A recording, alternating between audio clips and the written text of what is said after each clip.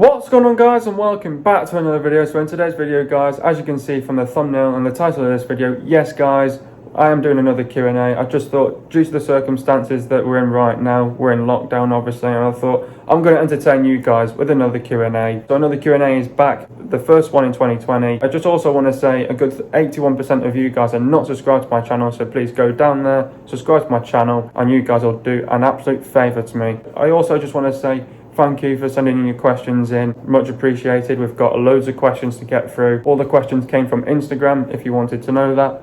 There you go, fair dues. Without further ado, let's start it off by my cousin Byron. My cousin Byron asked me, should United sign Harry Kane? Honestly, Byron, it would be an absolute dream to sign Harry Kane. He's a great striker. He's just one of these strikers where he will score goals for fun. He's England's captain, he's Tottenham's captain. It'd bring more leadership to our squad, and obviously he'd be a part of the rebuilding process at Manchester United. Do I see it happening now? Not too sure. United have come out and said, we don't have the money for Harry Kane. Do I really see it happening myself? No, I can't really see it happening, because obviously he's a top striker. He's obviously worth 200 million. That's what Tottenham have come out and said. United don't have the money for Harry Kane right now. It would be an absolute dream to sign Harry Kane. He'd get on with some of our good players, the likes of Rashford, Lingard, Maguire, Wan-Bissaka, Brandon Williams, all those young talented young players at United. It'd get on really well. I just don't see it happening in the short term. Maybe in the long term, it would be an absolute dream to sign Harry Kane. Very good striker. Roy Keane said it on Sky Sports, go and get Harry Kane. We've always brought the best in. You never know at the end of the day. You never know in transfers. Also, Byron asked me, will you ever move back to England? Well, obviously, as I'm here now in Malaysia, no. At the moment right now, no, I'm not going to move back to the UK because obviously I'm over here due to my career, my future. Maybe not too yet, maybe further down the line, later into my career, I'll probably definitely come back to England. I probably will move back to England, but not too yet. I love, travelling about, seeing other different countries. People might say, Brett, you've got the life of Riley. Honestly, I've been trying my best to find a job right now, and it's really tough. Hopefully I do come back to the UK one time. It'd be good, obviously, because then I'll be much closer to the family. Not in the short term, it won't happen, no. But in the long term, definitely yes. Maybe further down into my career, I'd definitely come back to England and live there, obviously. And it'd be good, obviously, get to more United games hopefully as well. I'd probably definitely move back to the UK, not in the short term, definitely in the long term. Obviously I'm just seeing what other options are out there right now. Let's see, you never know what's around the corner, you never know. My best mate Emmanuel, obviously he lived in Dubai with me. He's obviously sadly in Seattle now. Iman asked me 3 good questions here. He said, have you been working out during lockdown? I'll tell you what, Iman, if you're my personal trainer, no, I've not been really working out during lockdown. We've been in lockdown now for 5 weeks, 35 days here right now. As I'm filming this, being on Wednesday, I've not done jack shit. No, I've not done nothing. Honestly, I haven't. Iman also asked me, how long have you been doing vlogs for? Well, obviously, when I first kicked off this channel, I started doing vlogs. It's been about 4 years that this channel's been going now. So you could say that I've been doing vlogs for about 4 years. Obviously I did it for a good proper year, and then I had obviously not a break, but the vlogs were pretty much done with. They sadly came to an end in 2017, and then I moved on to the football content. But there's that odd occasional vlog here and there. I've been pretty much doing vlogs for 4 years at the end of the day, so there's that odd occasional vlog that you'll see. I'm still getting views on that Redfest right now. It's unbelievable how these views are still going up, even though people are still watching my Redfest videos, my travel vlogs, and it's just unbelievable that these things are still going on and people are still watching them. And I love that, because I just love the views going up. At the end of the day, I'm not doing it for views, I do it because of doing it. It's always something that I've always wanted to do. I love vlogging, I've been doing it for 4 years, but obviously the vlogs had stopped since 2017. But like I say, I've done that odd occasional vlog here and there, which you'll find on the channel. So I've been pretty much doing them for 4 years, but you'll see that odd occasional vlog on the channel. Go check out my vlogs if you've got any time. I think that people out there, now that are in lockdown, will have jack shit to do. Go and check out my vlogs, they're worth a watch. Iman also asked me, what app software do you use to create your videos? Now, this is a funny story, because I pretty much started off on iMovie, and that was when I pretty much started off this channel, and I didn't have a bloody clue how to edit videos at the time. A few years later, I got my MacBook Pro. I started editing on Final Cut Pro, but then that just stopped after a while because something happened with the laptop. I can't really edit on there now. Everything is now being done now on iMovie on my phone. That's thanks to my phone. I do everything on my phone. I film on my phone. I edit on my phone. I'm pretty much using iMovie to edit on. There's some things that you can't do on iMovie, unfortunately. I pretty much use iMovie. That's what I use, guys. If you're still wondering to know how I edit my videos, pretty much on iMovie at the end of the day. Also, my best mate Tom, that's currently living in Dubai right now, he asked me, do you think Sancho will go to United or Chelsea, and why? Now, obviously, there's been a lot of speculation about Jadon Sancho, left, right and centre. A lot of clubs have been looking at him, the likes of United, Liverpool, Chelsea. Slowly but surely, teams have backed out, and it's pretty much between now United and Chelsea. I saw something a couple of weeks ago that Jadon Sancho would love to work with Frank Lampard. Apparently, it was his idol when he was growing up. Obviously, you know, there's been a lot of speculation of him coming to Manchester United. Recently, there's been news coming out saying that he's agreed personal terms with Manchester United. Obviously, he's been doing his Instagram lives, and people are going mental over it because someone put on Instagram on his live, and he put, ignore this if you're coming to United. This is what happened.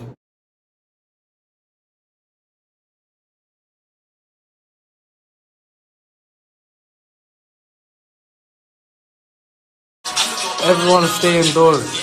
So yeah, that's what happened in the video. And then obviously then just recently, I think it was last week, I watched these live. Pretty much all the footballers were in it, and I couldn't believe it. And someone had put, sip water if you're joining United. What does the geezer do? He sips water. Pretty interesting videos, obviously. People are going absolutely mental. People think he's obviously joining United. I really hope he does. Now, I think Sancho, you've got to think about it. United or Chelsea. Obviously, I'm a Manchester United fan, and I'd love Jadon Sancho to come to Manchester United. Why? Because I think he'd get on really well with our players. Obviously, you know, it's a dream that they want Martial, Rashford, and Jadon Sancho. That trio would be absolutely mental. Sancho would give us a lot of flair. He'd give us a lot to this club going forward. You know, he'd get on really well with the other English players, the likes of Harry Maguire, Luke Shaw, Rashford, Lingard. Obviously, they're pretty much all into the England squad right now, so he'd get on really well with them. He'd gel really well with them. But he's obviously going to have to make a decision of where he wants to go. And obviously, he's not going to move until that club's into Champions League football. So he's got a big decision on his mind. But there's been a recent breaking news. He's agreed personal terms with United. I'd love him to come to United because he win trophies. He's a part of the rebuilding process. Ollie wants him in a squad as well. Bringing that young talent into the squad, it'll give us a little bit more of a boost to push that squad up. And obviously, to keep on saying it, we'll keep improving, hopefully. There's always been a problem on that right-hand side for United recently. You know, for the past years, we've been really struggling on the right wing. Sancho would be a great signing, a great addition to the team. He'd give a lot to the squad. Can't go wrong. He's pretty much going to the rivals. He started off at City. He went to Dortmund, and hopefully he'll join United. I think Sancho would be a great addition to the squad. He'd obviously win trophies. Obviously, players go to teams to win trophies, but obviously some players do it for the money as well. Obviously, whoever out of United and Chelsea put in a better wage in for him, he's obviously going to go to that club, isn't he? But still, at the end of the day, he's got a decision to make because both United and Chelsea are in Champions League spots right now. Hopefully, he'll pick United. I think he'll be a great addition to the squad. He'd win silverware. He'd get on really well with our players, with Rashford there, all of those great players. I think at the end of the day, we've been screaming for someone like Jadon Sancho for some time now. I think it's about time that we sign him now. I think you've got to get him now at the end of the day. That's my reason why I want Jadon Sancho to come to United. Tom also asked me, who do you think will win the Masters in November? This is a very good question. Don't get me wrong. I've done some research on this, Tom. I've thought about it for quite a long time myself. I looked at the leaderboard last year, the year before that, and the year before that. So I've done my research. But you know what? Obviously, there's been all that talk of if Rory's going to one day get a green jacket, win the Masters and that. At the end of the day, I love Rory McIlroy to win it. I've grew up watching Rory McIlroy. I've known him since when he was 19 years old, when he won at Desert Classic. Great golfer. Obviously, #1 right now. Can't go wrong. I love Rory to win. Something's always missing with Rory on the last day, and I can see him winning it one day, but I just can't see him winning it this year, because year by year, well, with Rory, what he'll do is he'll have a good first round, he'll probably have an average second day, he'll have a great Saturday, and then he'll just completely drop off on the Sunday. But obviously this year he's been a little bit more consistent, and even last year, because he obviously got some great wins under his belt. I think you'll be surprised with this, Tom, because he's managed to get in the top 10 twice, back to back, in the Masters, both in 2018 and 19. He's finished in the top 10. I think, and I hope he does win it, he's won the DP World Tour Championship, and I want, and I hope and I pray. He said that it's his dream to win the Masters as well. There's one player that I have to back to get it this year, Jon Rahm. I hope he does win the Masters. I'm going to go Jon Rahm. I'm going for Jon Rahm. In 2018, he finished 4th, and in 2019, he finished 9th. So top 10, 2 top 10 finishes in the Masters. He's winning it this year, hopefully. Fingers crossed. Getting on to the next question now. Valenta asked me, are you going to be serving your country, which means the Royal Navy? I don't really have any plans of going back into the Royal Navy. Obviously, I put the application in 2017, but the whole application took way too long. It took 6 months. Obviously, I got there in the end. I went back in the March, I think, in 2018. Obviously, I went back to the UK. I took the test. Just didn't do well in it. But at the end of the day, later in 2018, this opportunity came across in Malaysia. To be fair with you, no, I'm not going into the Royal Navy 2 yet. I've still got another chance to do that. Maybe I could do that later into my career. I've been really thinking about what I want to do in my career, and I've been obviously thinking about my future for quite some time, and I've been thinking about that since the beginning of this year. I thought about it really hard, deep and hard, about what I want to do, because obviously I'm over here in Malaysia now. Obviously I'm not going to be going back to the UK too yet, but obviously I'm seeing what's out there. I'm having a look around what other options I've got available